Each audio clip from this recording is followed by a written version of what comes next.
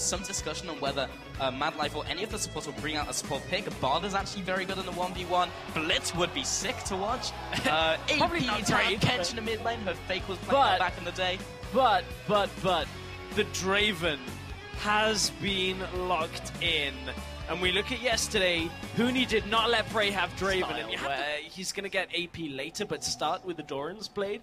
We actually used to see this on Canon a lot on Summoner's Rift as well, where you just have such good auto-attack trading very early on. So Mad Life looking to just get that early push on with the Doran's Blade. That's why we see it.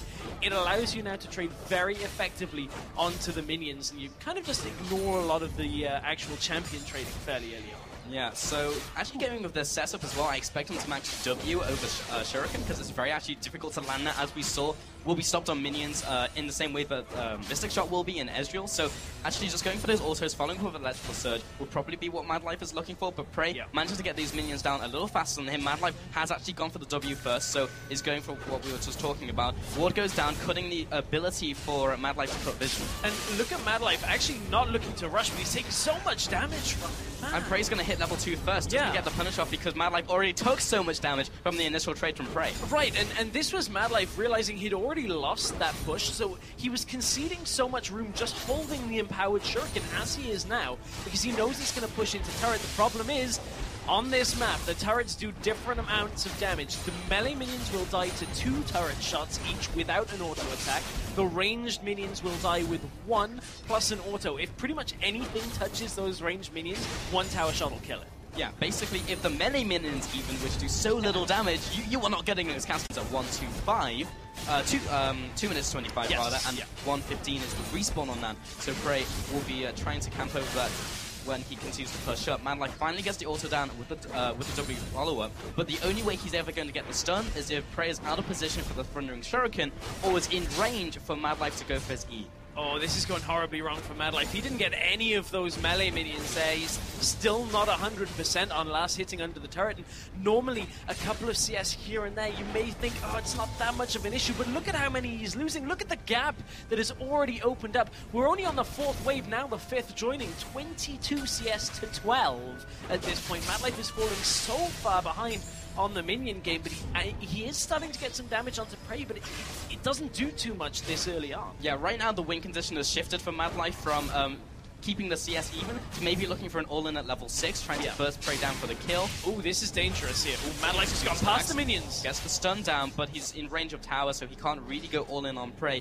Prey may go back here in preparation for level 6 and just get some items under his belt. And Mad Life right there goes past the range minions, but is far enough that his auto-attack doesn't actually drag the aggro onto him, so we got a little bit lucky that Prey kept moving back away, because otherwise Mad Life would have taken so much damage from those ranged minions. And right now, Mad Life just looking to set up the push, reset the wave, look to recall himself. Yeah, honestly, I felt like Mad Life knew that. I think he was pushing forwards enough that Prey knew he couldn't return damage onto Mad Life, and going for the trade regardless of minion aggro wouldn't have mattered for him. Prey, as you can see, any damage on those caster minions means you cannot get it if it's in the tower. So difficult. And yeah, that's one of those things where it's like, in those situations, you just have to be mindful of where the minion aggro is going to come from, because it will deal so much damage.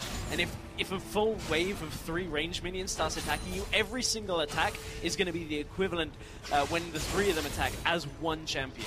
Okay, so Prey should be first to level 6 here as he's got a couple extra minions as Mad Life has only now come back into lane. Relic has spawned behind Prey, so we've got that to fall back on. Mad Life should be coming up a little later as he took that second. And really looking for this level 6 now, that's a major thing that will open up this game. Big minion push coming into Mad Life now. Will be very difficult for him to really push back. He doesn't have any AoE unless he can get in range for the E. Oh, that first minion, auto Q would have killed it. Mad Life couldn't quite get it in time either. Will get the second though. It's so difficult to CS here unless you can get the actual kind of angle on the Q and the autos in the right time. Mad Life's doing a better job now. As I say that, he missed one as the minions aggroed onto it, but you know, you win some, you lose some. Yeah, okay, so around 10 CS ahead now is Prey, and actually first at level 6 was Mad Life. I was wrong on that one. Now Prey gets to level 6, and Mad Life may be looking to jump in here with the ultimate. Prey's not currently in kill range, so Mad Life will want to try and get some damage down onto him, but it's so difficult with the shurikens, and if you get in range for the auto cannon, you're going to take 2 autos or more from Prey, which are going to hurt way more. Yeah. You can see there's the telegraphing of Prey now has 2 axes. How will the juggling go for Prey? This is a lot of damage if he gets like it. Will focus down the minions for now though.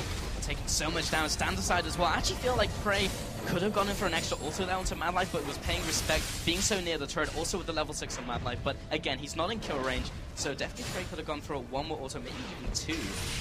With the attack speed now. Something that not many people know is you can, as Draven, if you have enough attack speed, you have to click Q again to add more axes into your rotation. So you can actually be juggling like 3 or 4, or like many axes. If you're max attack speed, I think I've seen someone juggle 5. Probably won't reach that. That's pretty micro-intensive, I'm not gonna lie. If Prey can do that, but this is all about micro. That is true. That is true, but so much of it is about the minions. You can't just go juggling 5 axes around and run around and not care. But Prey taking a lot of damage, will trade it back onto Mad Life for now. Very tense game so far, but you can see Prey has extended. Look at the lead he's got, Pulse. 56 CS to 45 right now. Prey is in full control. Yeah, in the last 2 or 3 trades, we've seen Mad Life just get ahead, or rather Prey get ahead of Mad Life, just managed to get one more auto down on the retreat. And Mad Life is just finding it hard to put down damage and bring Prey into kill range, and because of those double Darrens, Prey is basically up to full health again. And once again, you see the grass come out. Mad Life, his window is closing rapidly. We're at a pretty important point here, because if Prey can recall, he has the gold for Hexdrinker. He already has the longsword in his inventory, and Hexdrinker is going to go so far against Mad Life. Mad Life's building half AP as well. Whoa, that's not a Hexdrinker.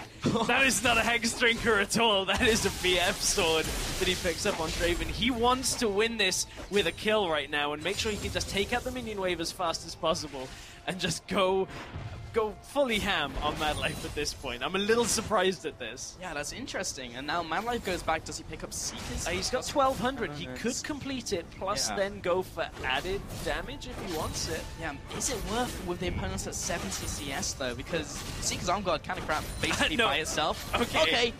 Gonna fight fire with fire, breaking out the needlessly large round as well for more damage. Great. So one thing about getting damage as opposed to sustain on this map is that if you don't actually get the all-in, it's pointless. So, I mean, one of these players going this build path is not going to lose the game because of it, but makes the game so much harder for themselves right now.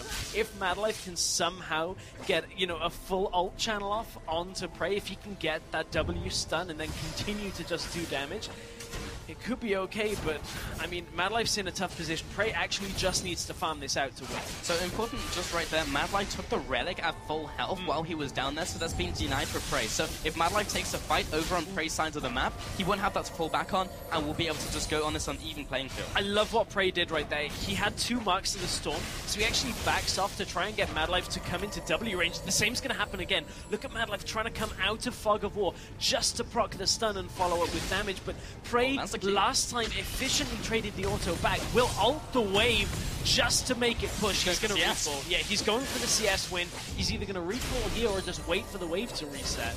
Yeah, right now being 3 waves away from winning the game, he's just going to keep farming it out. There's no real reason to try and straight up kill Mad Life. Mad Life, he's I love it. The side of the map. I love it. It's great. So with the ward in the bush on Prey's side, Mad Life has full control of the area behind Prey's minions. So Mad Life never has to cross it and denies so much of this farm for Prey. He says, if you want to go for a CS win, I'm going to make you fight me for it. And Mad Life won't take aggro from this until an auto attack lands. He can just queue out again and again and again. They can even hit Prey, and Mad Life will be fine as long as the minions are just attacking his. Yeah, literally notice this. Mad Life is not even hitting the minions. He's letting it go over to his side of the map. However, he did just kill 1 minion, and now it's pushing back into Prey. So it has now been broken. The idea was fantastic. It was great. I love it. He sold Prey out for so long. I mean, Prey, as you said, was only, 3-4 waves away from winning this, and Mad Life is trying to game the system here. Stop Prey from getting to 100. Unfortunately, Prey is getting there very quickly. He still has a biscuit in his inventory. Mad Life, he has to go for the all-in. He comes down, and Mad Life, he's just not in range, and the autos are raining in from Prey. Defensive ultimate comes out, but the exhaust as well. Gets Prey in range, looking for the last auto. Mad Life's gonna run away, but even if he goes back here, Prey is gonna be so strong in advantage in the minions. It may just end before Mad Life comes back. Yeah, Mad Life right now is, one more wave. As the wave joins, Mad Life can join it and try and force an all-in. He has the ignite, but he stayed in base for so long. 5 minions is all it's going to take for Prey to win this game, and Prey knows it. Does he recall and safely close this out, or does he go to rush? He's going for the minions. In comes the ultimate. One more minion. There it is, and the win goes to Prey. Prey, he knew what was going on. I would love to hear some of the communication between those two on that game, especially while Mad Life was zoning. I love the attempt. Mad Life put up such a good fight, but Prey comes out with the Draven. So much damage to deal with, and Mad Life, he gave it a good go. It's so close, just the way that Mad Life was playing, but Prey